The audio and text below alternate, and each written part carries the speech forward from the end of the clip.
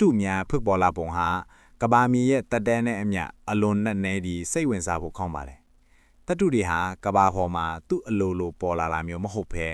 အာကာသလည်းကကျေပေါက်ကွဲမှုတွေနဲ့ကဘာမီအတွင်းပိုင်းကဘူမိဗေဒဖြစ်စဉ်တွေကြောင့်ဖြစ်ပေါ်လာတာပါအဆင့်လိုက်ရှင်းပြပေးပါမယ်တစ်အာကာသထဲမှာစတင်ခြင်း origin in space တန်ရွှေငွေနဲ့ပလက်တီနမ်တို့လိုလေးလံတဲ့တတုသက်စင်ဟာကဘာပေါ်မှာဖြစ်ပေါ်တာမဟုတ်ဘဲကျဲကြီးများပေါက်ကွဲမှုစူပါနိုဗာကနေစတင်ခဲ့တာပါကျဲကြီးတွေပေါက်ကွဲတဲ့အခါအလွန်ပြင်းထန်တဲ့အပူရှိန်နဲ့ဖိအားကြောင့်အထင်တွေပေါင်းဆက်ပြီးတတုသက်စင်တွေထစ်လာပါတယ်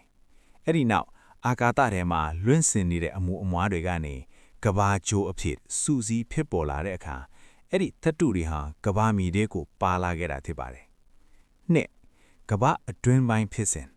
geological processes ကဘာဦးကာလမှာကဘာကြီးဟာအလွန်ပူပြင်းတဲ့ချော်ရည်ခဲကြီးဖြစ်နေခဲ့ပါတယ်တန်နဲ့နီကယ်လေးလံတဲ့တတုရက်စင်တွေဟာကဘာဗဟိုပိုင်းစီကိုနစ်ဝင်သွားပါတယ်တခြားတတုများကဂျေနီခဲတွတ်နဲ့တံပိုးကြီးတတုတွေကတော့ကဘာအပေါ်ယံလွာထဲမှာကျင်းရှိနေခဲ့ပါတယ်၃တတုကြောများဖြစ်ပေါ်လာပုံ formation of ore deposits တတုတွေဟာမြေကြီးထဲမှာဒီတိုင်းပြန့်ကျဲနေတာမျိုးမဟုတ်ဘဲစုစည်းနေတဲ့တတုကြောတွေအဖြစ်အဓိကနီလန်နှစ်ခုနဲ့ဖြစ်ပေါ်လာပါတယ် magmatic process ချော်ရည်အေးခဲခြင်းမြေအောက်ကအရေပျော်နေတဲ့ချော်ရည်တွေအေးခဲလာတဲ့အခါတတုတွေကအသီးခြားစီစုစည်းပြီးကြောက်တုံးကြီးတွေကြားမှာအနေထိုင်ကျန်ရစ်ခဲ့ပါတယ် hydrothermal process ရေပူကြောင့်ဖြစ်ခြင်းကဘာမီအောက်မှာရှိတဲ့အလွန်ပူပြင်းတဲ့ရေနွေးတွေဟာကြောက်လွာတွေကြားကတတုဓာတ်တွေကိုပျော်ဝင်စေပြီးတည်ဆောင်သွားပါတယ်အဲ့ဒီရေတွေကအက်ကွဲချောင်းတွေထဲမှာပြန်အေးသွားတဲ့အခါတတုတွေကကြောက်ကြောတွေအဖြစ်ခဲပြီးကျန်ရစ်ခဲ့တာပါ၄တတုရိုင် ores တဘာဝထဲမှာတတုအများစုဟာရွှေလိုမျိုးတန့်တန့်စင်စင်တွေ့ရခဲပါတယ်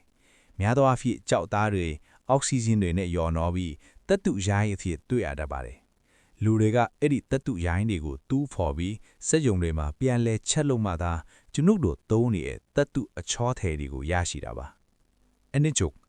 တတုတွေဟာအာကာသတွေကကျဲတွေစီးကလာတာဖြစ်ပြီးကဘာမြေရဲ့အပူရှိန်နဲ့ရေပူစမ်းဖြစ်စဉ်တွေကြောင့်မြေအောက်မှာတတုကြောတွေအဖြစ်စုစည်းနေတာဖြစ်ပါတယ်